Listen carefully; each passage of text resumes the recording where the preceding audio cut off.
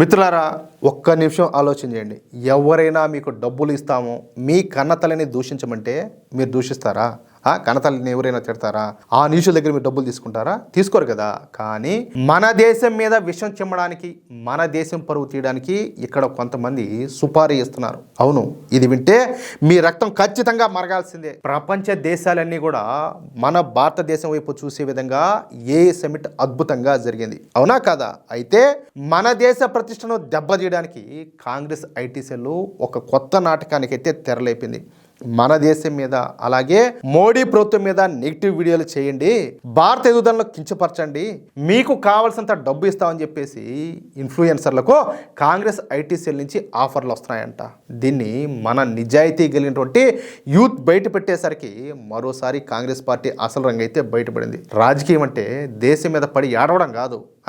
మోడీ గారిని రాజకీయంగా ఎదుర్కోలేక ఏకంగా దేశం మీద, దేశ అభివృద్ధి మీద పడి ఏడుస్తారా? గతంలో ఒకసారి టూల్ కిట్ అన్నారు, ఇప్పుడు ఏకంగా పెయిడ్ నెగిటివిటీనా? ఏంటిది అంటాలే.